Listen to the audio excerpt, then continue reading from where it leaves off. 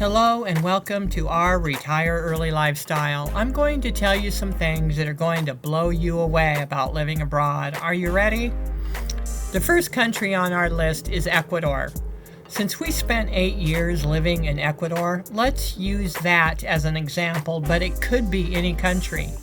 When we lived in Ecuador, there were gringos and bilingual Ecuadorians getting on the Gringo forums and disparaging frugal-minded Americans that moved to Ecuador on a budget. The smart frugal folks moved to Ecuador to live smart frugal, not dumb flaunty. When you move somewhere to live and you go through the arduous and long and expensive process of getting a permanent resident visa, why would you pay tourist prices? If we wanted to pay tourist prices in Ecuador, we would have remained tourists and not buy the permanent resident visa to live permanently. You see how that works?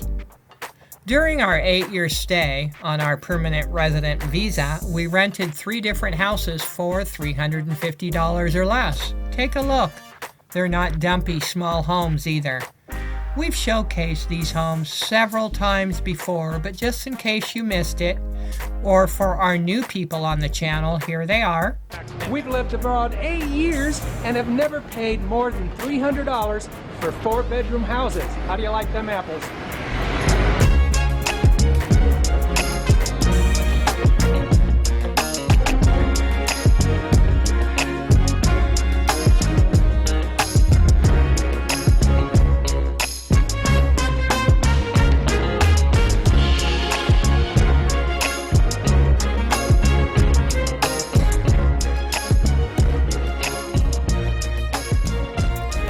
We used to tell the landlords, we're not tourists, we live here.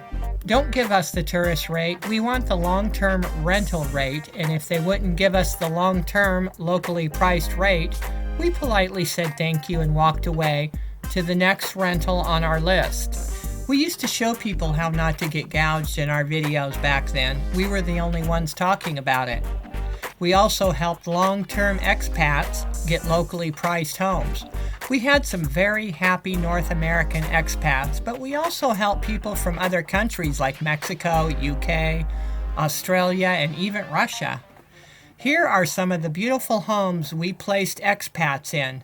You'll never find anything over the local rate in our list of homes.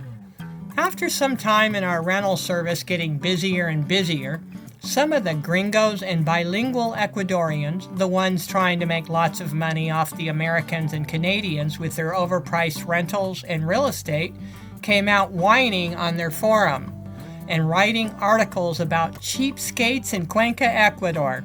Yes, they called us cheapskates, exact word. And they disparaged our frugal-minded ways on their website and in their forum on their website.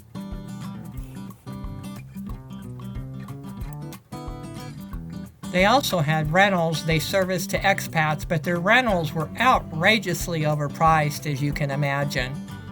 There would be days when the forum was just about the cheap Americans that lived in Cuenca, Ecuador. They weren't talking just about us, but of all the other smart, frugal folks that moved to Cuenca, Ecuador, that were also renting apartments for $350 instead of $900 to $1,500. We had quite the following because we wrote a book too, and it sold like hotcakes. We made a lot of friends and had a great time in Ecuador, even during the Gringo bubble of 2013 through 2017. During that time, we witnessed the prices triple. $350 apartments were now $900 to $1,200. Property prices also doubled. They had expats buying properties that weren't even built yet, just a future model of what the units would look like, and the prices were out of this world. Some folks weren't too happy with us talking about how to deal with the foreigner gouging, and they still aren't to this day. We all know why. So guess what they did? The gougers, we all know who they are, twisted the term gringo gouging and wrote articles about it, calling it a gringo tax, making Americans feel obligated to pay this tax because Americans are rich. Aren't you rich? If you're from America, you're rich. Surely you're rich, right?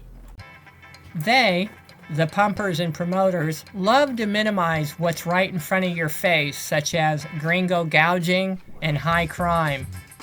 So this gringo outfit would have their staff write articles too, telling the newcomers it's normal to have this gringo tax.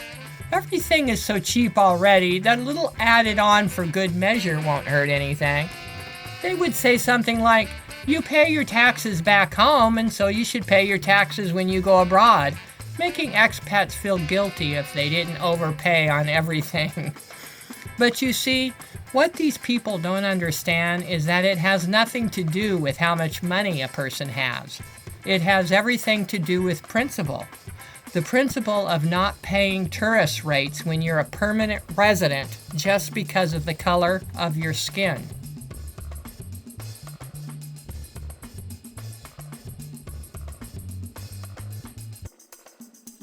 They would say silly things like, Americans have more money than the Ecuadorians and they should pay more for rent, food, and properties and products from the outdoor mercado. Other people afterwards would soon chime in and then come out disparaging North Americans who didn't like overpaying for things. But we didn't budge, and it pretty much backfired on them because we remained very busy with $300 Cuenca rentals with the expats. Of course, not all Ecuadorians are like that. In fact, we had many locals treat us very respectful because we had a huge hand in keeping the local prices down, and we had a dozen Ecuadorian landlords. We used to place expats in their homes long term. Everyone was very happy.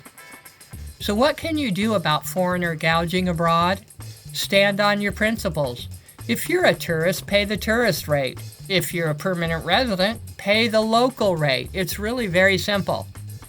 Now, I'm going to include all countries in the rest of this story. Many governments abroad are smitten with greed when they see the traffic spiral of apparently rich foreigners that are piling into their country as a result of the constant bombardment of the online promotion. And they soon enough change their tune and are quick to raise their bar to entry. They don't want foreigners that are frugal anymore, or on a budget, or that negotiate price, or who live on their principles. Even if you qualify for their visa, they expect you to invest your money like mad when you move to their country. They want your money, not your character. Of course, it is a double-edged sword because in developing countries, or in a lot of places abroad, actually, when you flaunt your wealth, you end up getting into trouble. This is why we always tell folks it's best to keep a low profile financially, especially when you move abroad.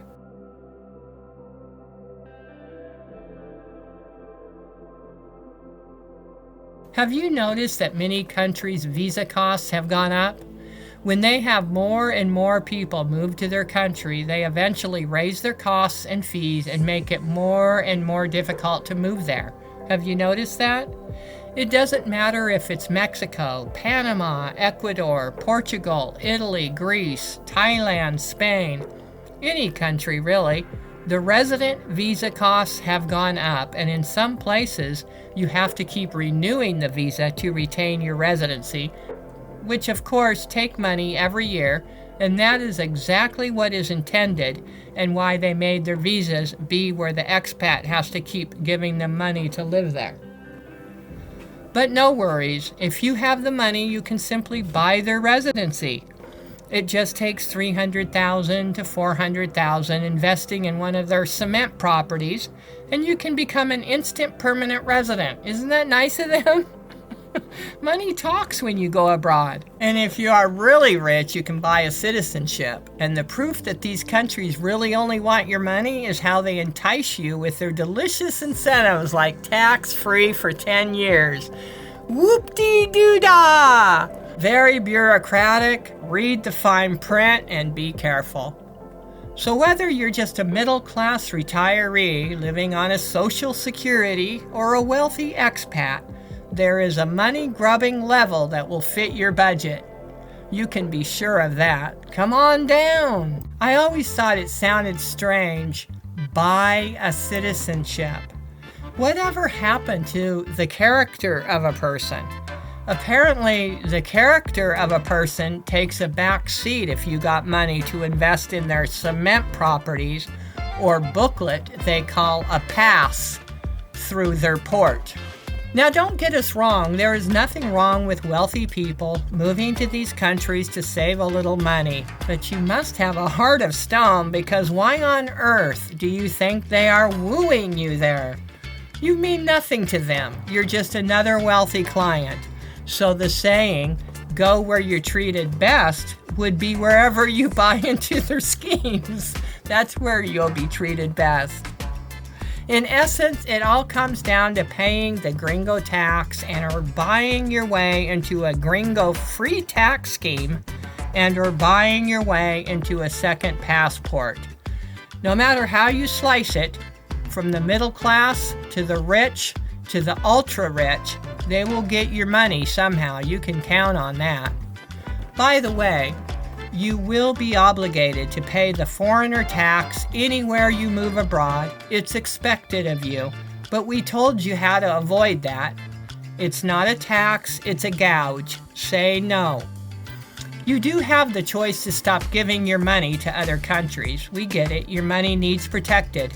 But is buying a pass through an unfamiliar port or investing in a cement home for $500,000 where you can't speak the language really going to protect your money?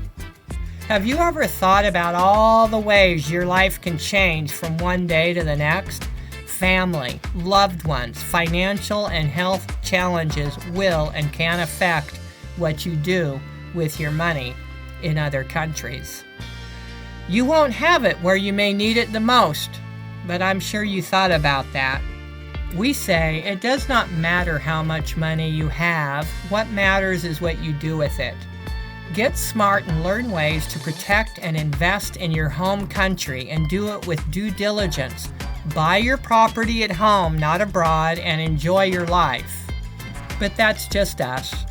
We're really not telling anyone what to do. It's just ideas and principles that we have done ourselves. It's not orders or commands. This is what we have for you today, a different perspective rather than the same old one you hear every day by everyone, which are a dime a dozen. Hope you enjoyed the information. Take care and be blessed. Bye-bye.